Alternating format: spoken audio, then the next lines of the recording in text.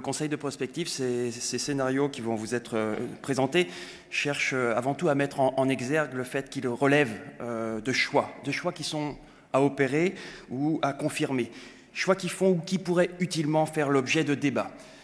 Cette prospective vise ainsi moins à prévoir qu'à mettre en évidence les enjeux pour le secteur de l'action sociale, des choix qui seront opérés entre des conceptions et des conceptions divergentes. Donc, on peut voir qu'un certain nombre d'objectifs aujourd'hui des politiques d'action sociale sont relativement consensuels. Je vais en citer 3, parce que ça va être à quelques nuances près les mêmes objectifs dans les deux scénarios. Assurer, par exemple, une répartition territoriale des établissements et services d'action sociale adaptée aux besoins de la population, qui peut être contre cet objectif.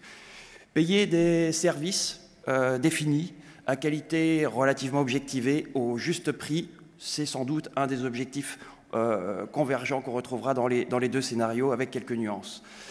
Remettre en cause également l'hétérogénéité historique des dotations financières entre établissements et services. Ce sont aussi des objectifs qui seront poursuivis. C'est un objectif qui sera poursuivi dans les deux scénarios. Pour atteindre ces objectifs, et c'est peut-être plus important, l'organisation politique administrative doit faire des choix qu'on pourra qualifier de choix externes, au sens où ce n'est pas le secteur qui décidera. Ce sont bien les acteurs politiques et administratifs. Entre différentes conceptions, des conceptions de l'action sociale, de la concurrence, du rôle des acteurs et, incidemment, de la place du secteur privé non lucratif, des conceptions aussi différentes de la qualité, de ce qu'on entend par qualité, ou encore de la légitimité de la décision politico-administrative.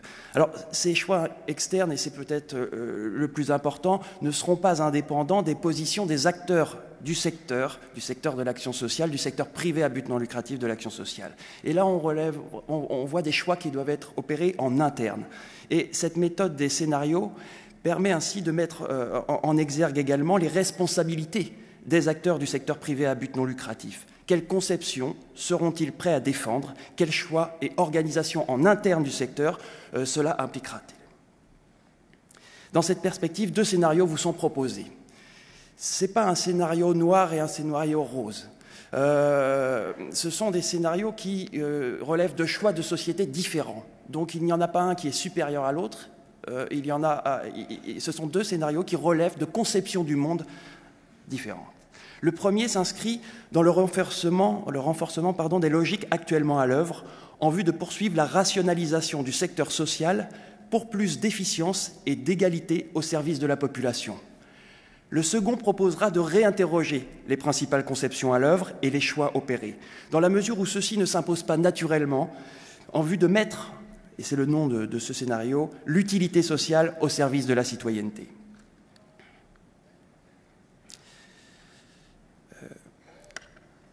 Le scénario numéro 1 de la rationalisation du social pour plus d'efficience et d'égalité au service de la population. Dans ce scénario, qui pousse jusqu'au bout la logique actuelle de recherche d'efficacité technique, les politiques publiques de l'action sociale et de la santé se baseraient sur une analyse des besoins de la population en amont, à l'initiative bien sûr des pouvoirs publics, donc évidemment ça vous dit quelque chose, mais travail qui reste largement à faire, même si c'est déjà a priori dans un certain nombre de textes de loi. La démocratie sanitaire, voire sociale, devrait garantir le caractère partagé de l'observation sociale. Cette identification des besoins permettrait ainsi d'établir une planification à moyen terme du déploiement des équipements, qui répondrait également à une logique d'aménagement du territoire et d'orchestrer les appels à projets, procédures de commande publique spécifiques au secteur. L'objectif est d'organiser le maillage territorial le plus équitable possible d'une offre de services d'action sociale et de santé standardisée au meilleur rapport qualité-coût. Il est fait appel à des opérateurs dont le statut est banalisé et qui délivrent des prestations de services. L'inscription locale et l'éventuelle contribution des acteurs locaux impliqués dans le projet à la cohésion sociale ne sont pas a priori prises en compte.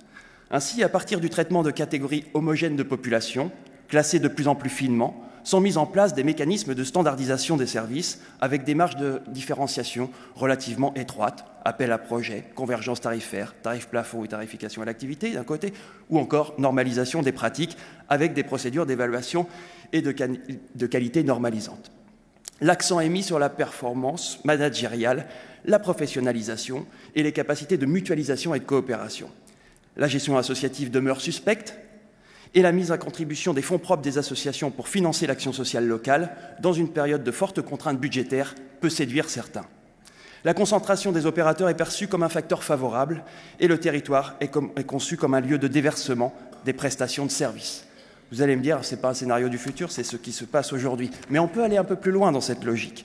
Pour renforcer les logiques prévalant dans ce scénario, il faudra soumettre, par exemple, le renouvellement de l'autorisation à la procédure d'appel à projet, rendre tout marché contestable, éviter les rentes de situation, limiter les écarts à la moyenne. C'est un principe de base de la concurrence en économie. Étendre donc la concurrence, y compris sur le plan international, publication des appels à projets au niveau international, uniformisation des législations nationales au niveau européen. Parvenir à un financement total à la personne, le rapport notamment dit de M. Vachet et de Mme Banet va dans ce sens, en proposant éventuellement un idéal, même s'il dit qu'on ne pourra pas l'atteindre. Donc parvenir à un financement total à la personne, à une mécanisation de l'allocation des ressources plus économe en temps pour les autorités compétentes et plus lisible pour les opérateurs en termes de business plan. Étendre la fin de l'opposabilité des conventions collectives à l'ensemble du champ social et médico-social, ce n'est qu'une conséquence de ce qui précède, et puis externaliser toutes les fonctions qui ne sont pas cœur de métier, externaliser toutes les fonctions hors soins et accompagnement des structures du champ social, médico-social et de la santé. Alors, peut-être insister sur les principes en jeu. On verra que, bien sûr, c'est sur ces principes, ces conceptions que, d'une certaine manière, les deux scénarios sont construits. Une conception de l'action sociale. Vous l'avez compris, c'est une action sociale qui est considérée comme un filet de sécurité. Ce scénario est fondé sur une vision instrumentale de l'action sociale, qui est actuellement dominante.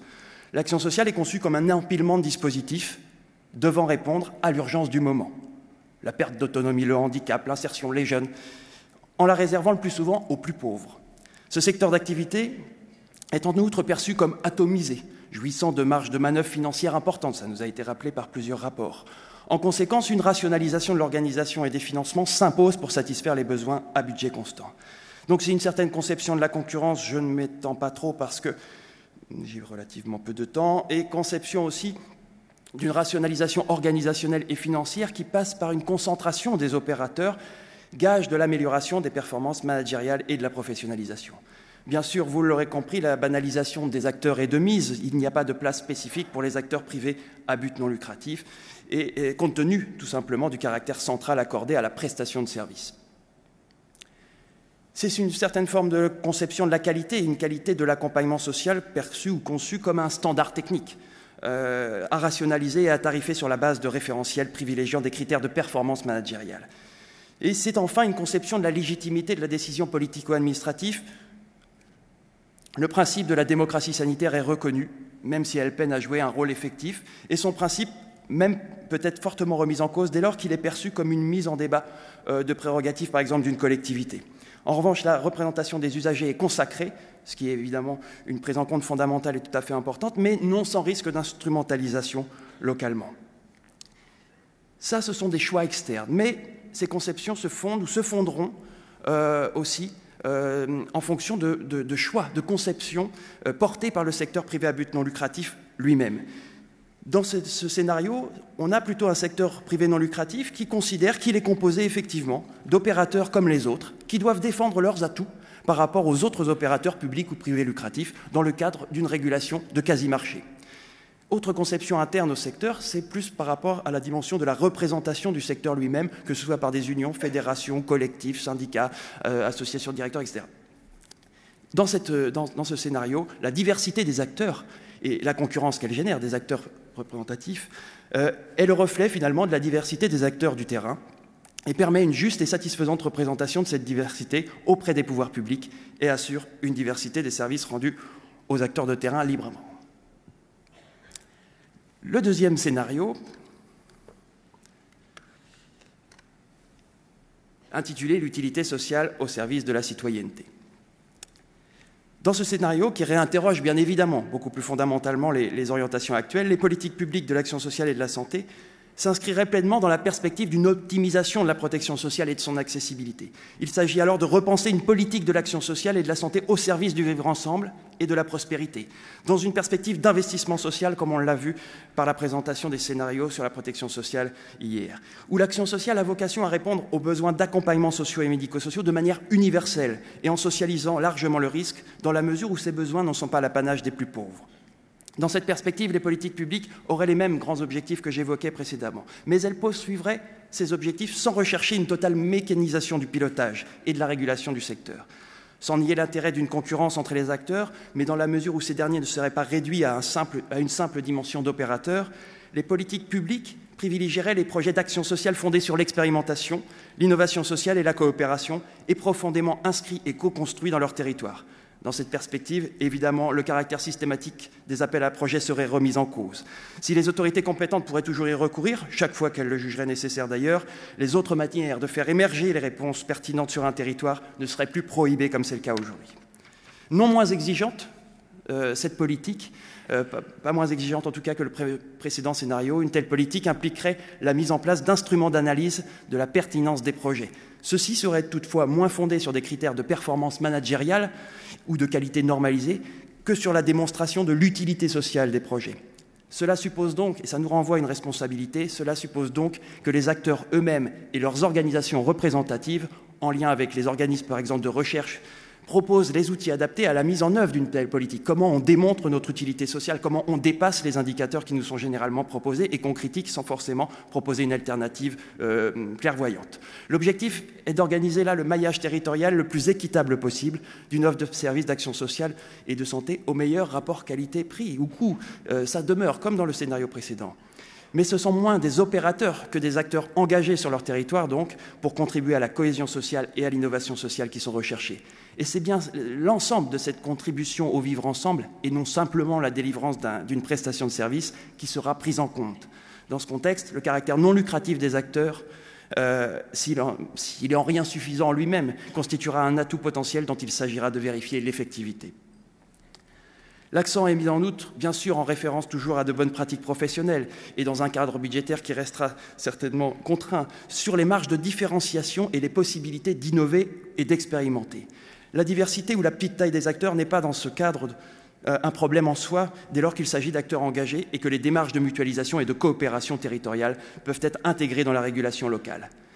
Régulation locale qui, à l'instar de la régulation nationale, devrait reposer sur l'organisation d'un véritable débat public, indispensable à l'adaptation régulière des politiques d'action sociale au plus près des besoins des personnes, et fondée sur le triptyque participation, concertation, consultation, basé sur la confiance, l'humilité et le respect des prérogatives et des contraintes de chacun.